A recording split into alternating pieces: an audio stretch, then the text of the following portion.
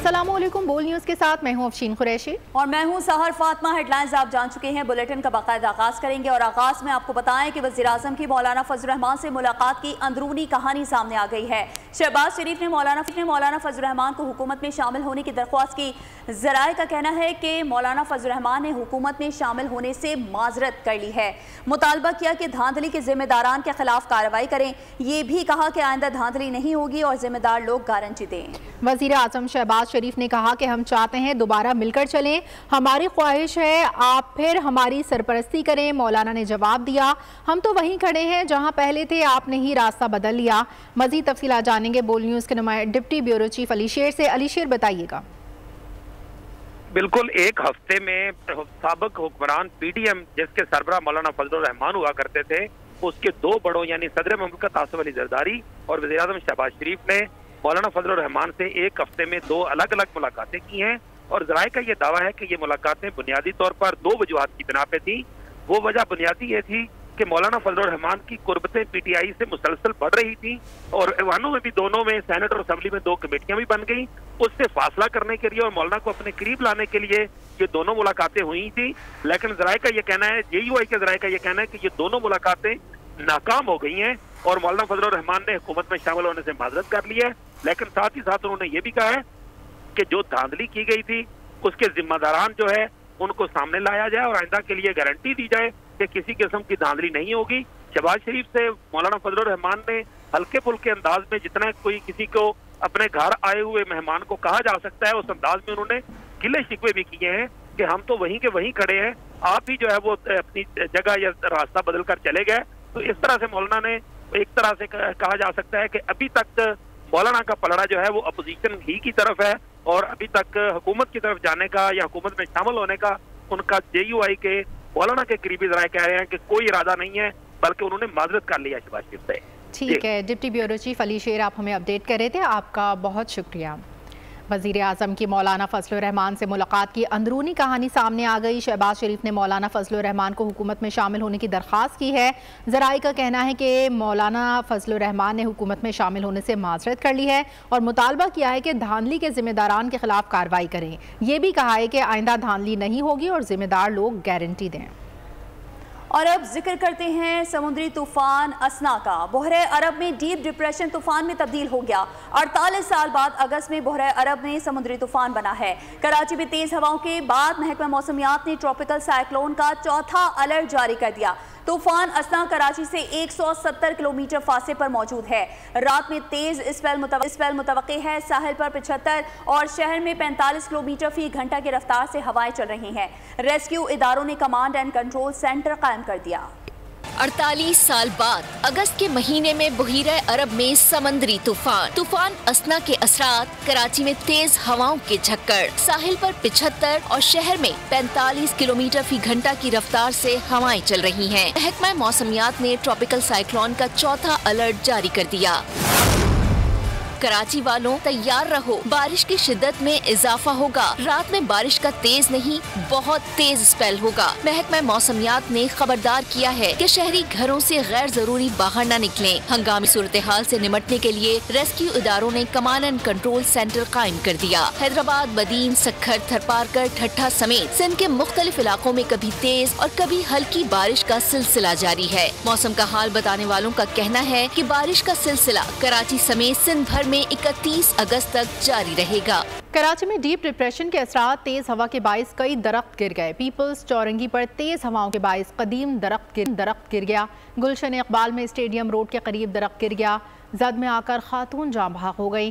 Korangi sector 51 के करीब घर में काम के दौरान करंट लगने से समीर जाँ बहक हो गई। गुलिस्तान जौहर ब्लॉक 10 में तेज़ हवा के बाइस दरख्त गिरा। गुलशन इकबाल में ब्लॉक 17 में दरख्त बिजली के तारों पर जा गिरा। इलाके की बिजली मुनक़ता हो गई। तारिक रोड पर गाड़ी पर दरख्त गिर गया।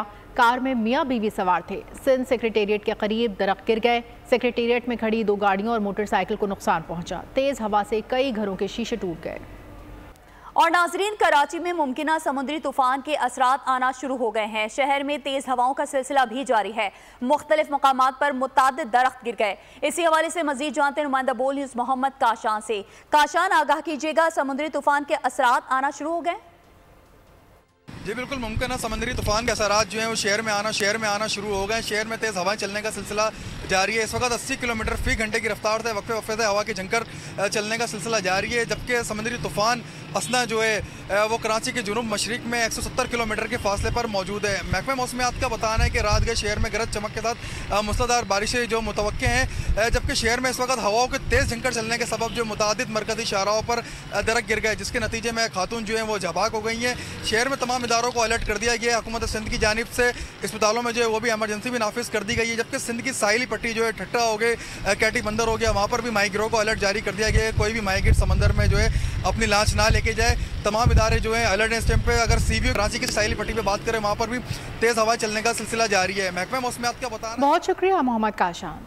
बोल न्यूज़ से खुसूसी गुफ्तगू में चीफ मेट्रोलॉजिस्ट सरदार सरफराज ने बताया कि कराची के साहिल पर हवा का कम दबाव तूफ़ान असना की शक्ल इख्तियार कर गया है, जो किसी भी वक्त शिद्दत इख्तियार कर सकता है। आज तूफ़ान केटी बंदर के जुनूब से गुजरेगा और इसकी मंजिल शुमाल मगरिब की तरफ है। कराची में 60 से 70 फी घंटे की रफ्तार से हवाएं चल रही हैं।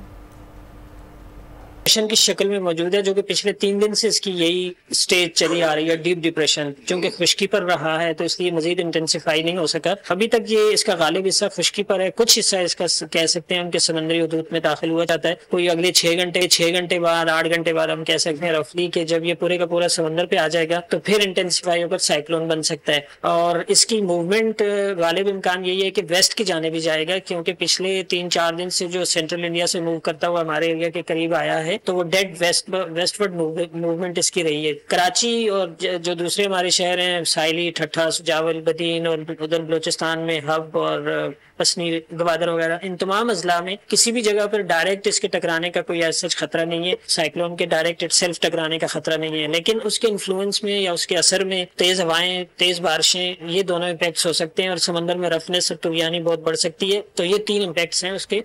तो दूसरी जानब खैबर पख्तूनख्वा में तूफानी बारिशों ने क़यामत ढा दी। दीरबाला के इलाके पातराक में घर पर मिट्टी का तोदा गिरने से एक ही खानदान के 12 अफराद मलबे तले दब कर जिंदगी की बासी हार गए। जाँ बहक होने वालों में 9 बच्चे, 2 खवातीन और 1 मर्द शामिल है। रात को बारिश और अंधेरे के बायस रेस्क्यू ऑपरेशन में मुश्किलात का सामना रहा। लाशें मलबे से निकाल ली गईं। जाँ बहक अफराद की मुकामी कब्रिस्तान में तदफीन कर दी गई। अलमनाक सानहे पर इलाके में सोग की फजा है।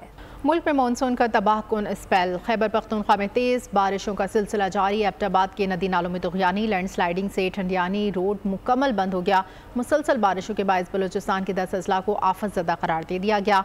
सूबाई डिजास्टर मैनेजमेंट अथॉरिटी के मुताबिक लाल, ज़ियारत, जाफराबाद, सोबतपुर, दस्ता मोहम्मद, लसपेला, आवरान, लोरालाई चाखी और दीगर शामिल हैं। PTMA के मुताबिक एलामिये में कहा गया है कि सूबाई हुकूमत मौजूदा हंगामी सूरत हाल खुद से निपटने की। खैबर पख्तूनख्वा में तूफानी बारिशों ने तबाही मचा दी। एबटाबाद में लैंडस्लाइडिंग, मुतादिद रिहायशी मकानात जद में आ गए। ठंडियानी रोड मुकम्मल बंद। 100 से ज़ायद देहात का जमीनी राब्ता कट गया। नदी नालों में तुग़यानी। चिल्लास में शाहरा की बंदिश से सैकड़ों मुसाफिर महसूर होकर रह गए। शदीद बारिशों से सयाहती मकाम कुमराट का जमीनी राब्ता भी मुनक़ता। सैकड़ों सयाह फंस गए। मकराला और थल के मकाम पर राब्ता पुल भी सैलाब में बह गया। सैलाबी रेले से होटलों और रेस्टोरेंट्स को भी नुकसान पहुंचा। बलोचिस्तान में भी सैलाबी सूरत हाल। 10 अजला को आफत ज़दा करार दे दिया गया।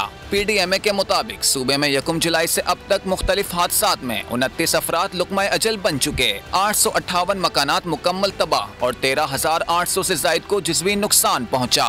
तो उधर हैदराबाद के मुख्तलिफ इलाकों में अब भी बारिश का पानी जमा है। निकासी आब का अमल सुस्त रवि का शिकार है, जिसकी वजह से मीरपुर खास रोड पर ट्रैफिक को शदीद मुश्किलात हैं। सूरत हाल क्या है जानते हैं ब्यूरो हेड हैदराबाद इरफान आराई से। इरफान, आगाह कीजिएगा। जी, हैदराबाद में जारी 4 रोज की बारिश ने सड़कों को तबाह बर्बाद कर दिया है। कागज से शायद ये सड़कें बनाई गई थी। यहाँ एक मजदा फंसा है, गिर गया। आप बताइएगा कि रोडों की क्या हालत है? अस्सलाम वालेकुम सर, ये देखो क्या हालत लगा पड़ा। हमारा ये गाड़ी फंसा हुआ है। अभी देखो कितना नुकसान है। लोड गाड़ी, अब हम रोड तो सही है लेकिन हमारा क्या पता खड्डा है, ऊपर पानी भरा हुआ है। अब हमारे लिए एक खड्डे से बचा, दूसरे खड्डे में गाड़ी फिर गिर रही है। अच्छा, सड़कें सही है? पीछे से आ रहे हैं आप? पीछे से यही है सर, यही निज़ाम है, यही है। देखो हमारा गाड़ी फंस गया, खुद तुम देखो, एक खड्डे बचाओ दूसरे खड्डे में। अच्छा, सड़कें कैसी हैं पानी के बारिश के बाद? पानी जाम है, हाँ खड्डे जाम है, टूट गए रोड, सारे रोड टूट गए। ये कागज की साबित हुई है कि मुकम्मल तौर पर इंफ्रास्ट्रक्चर तबाह हो गया। और ठीक है, बहुत शुक्रिया इरफान। सखर में मूसलाधार बारिश के बाद सड़कों चौराहों पर बारिश का पानी जमा है। म्यूनिसिपल कॉरपोरेशन के अमले का दूर दूर तक कोई पता नहीं। बारिश के पानी से शहरियों को सख्त मुश्किलात का सामना है। मजीद जानते हैं ब्यूरो हेड सखर शाहिद अली से। जी शाहिद, बताइएगा। सखर शहर में होने वाली मूसलाधार बारिश के बाद बारिश का पानी जो है शहर के मुख्तलिफ शाहराहों और चौराहों पर जमा हो गया है। जो लोग मोटरसाइकिलों पर इस पे पानी में सफ़र कर रहे हैं, उनकी मोटरसाइकिलें बंद हो रही हैं। वो साइडों में खड़े हुए अपनी मोटरसाइकिलों को स्टार्ट करने की कोशिश कर रहे हैं।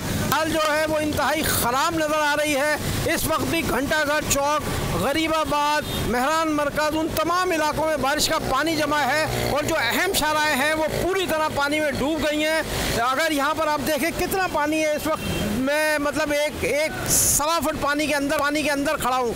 इतना ज़्यादा पानी जो है वो यहाँ मौजूद है। निकासी का कोई सिस्टम नहीं है। जैसे ही बारिश शुरू हुई शहर के मुतादिद बिजली के फीडर ट्रिप कर चुके हैं और ज़्यादा परेशानी का सामना करना पड़ रहा है। इस वक्त भी जो है बारिश का सिलसिला। बहुत शुक्रिया शाहिद अली। बलूचिस्तान में सिक्योरिटी फोर्सेस का आम दुश्मनों को भरपूर जवाब। मुख्तलिफ इलाकों में इंटेलिजेंस बेस्ड ऑपरेशंस में 5 दहशतगर्दों को हलाक कर दिया गया। 29 और 30 अगस्त की रात को जिला केच, पंजगोर और योब में 3 अलग अलग इंटेलिजेंस बेस्ड ऑपरेशंस के दौरान सिक्योरिटी फोर्सेस ने 5 दहशतगर्दों को हलाक कर दिया। ऑपरेशन में शदीद फायरिंग के तबादले में 3 दहशतगर्द जख्मी हो गए। ISPR के मुताबिक क्लियरेंस ऑपरेशन इस वक्त तक जारी रहेंगे जब तक कि इन घिनौने जराइम के तमाम जिम्मेदारों, सहूलतकारों और मुआवनीन को इंसाफ के कटहरे में न लाया जाए। बलूचिस्तान में अलहदगी की तहरीक का माहौल बनाया गया। मुल्क के दुश्मनों से मुज़ाकरात नहीं होंगे, इन्हें इबरत का निशान बनाया जाएगा। वज़ीर-ए-आज़म पाकिस्तान का 2 टोक ऐलान। काबीना इजलास से गुफ्तगू में बोले, बलूचिस्तान में दहशतगर्दी की इंतहा की गई। खारजी अनासर बलूचिस्तान में नफरत के बीज बो रहे।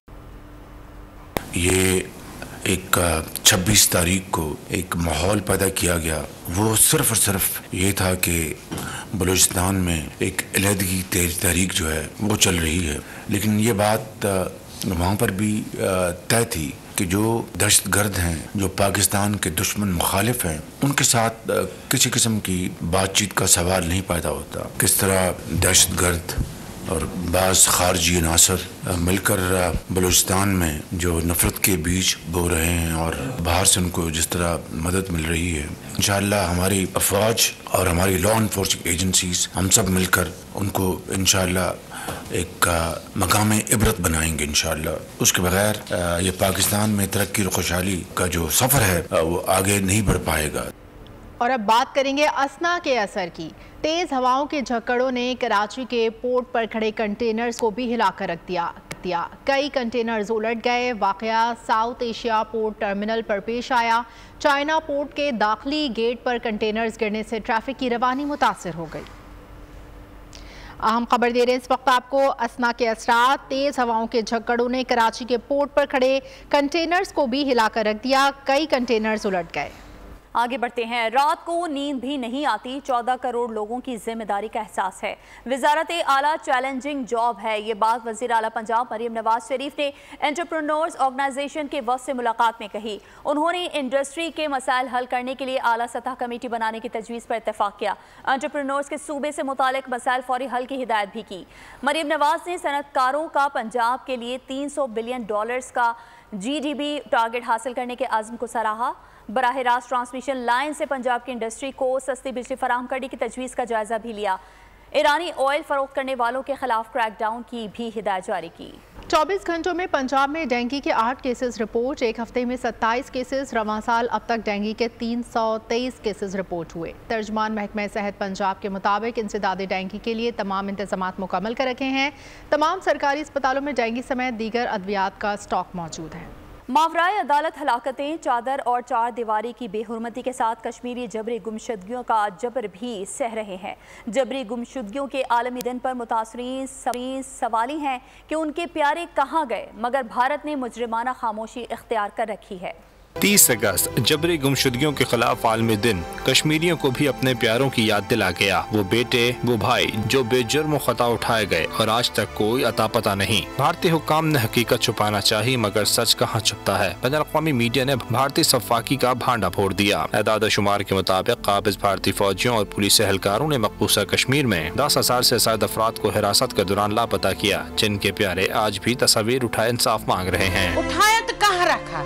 हमारी तड़प है, आसमान ने खाया कि जमीन ने खाया। हम नहीं बैठेगा, किसी का माँ मर गई, किसी का बाप मर गई, किसी का कोई नहीं रहा। मकबूसा कश्मीर में दरियाफ्त होने वाली हजारों बेनाम खबरों के बारे में इंसानी हुकूक की तंजीमों को खदशा है कि ये लापता अफराद की हो सकती हैं। खेलों की खबरों में आपको बताएंगे, वर्ल्ड मिलिट्री कैडेट गेम्स में पाकिस्तान के लिए 2 मेडल जीतने वाले खिलाड़ी मोईद बलोच का वतन वापसी पे कराची एयरपोर्ट पर शानदार इस्तकबाल। मोईद बलोच वेनेजुएला में होने वाले मुकाबलों में मुल्क के लिए 1 गोल्ड और 1 सिल्वर मेडल जीत कर वतन वापस पहुंचे हैं। पाकिस्तानी एथलीट ने वर्ल्ड मिलिट्री कैडेट गेम्स में 400 मीटर दौड़ में गोल्ड और 200 मीटर में सिल्वर मेडल जीता है। और इसी के साथ बुलेटिन से फिलहाल इतना ही। मजीद खबरों और अपडेट्स के लिए विजिट कीजिए हमारी वेबसाइट bolnews.com और देखते रहिए बोल।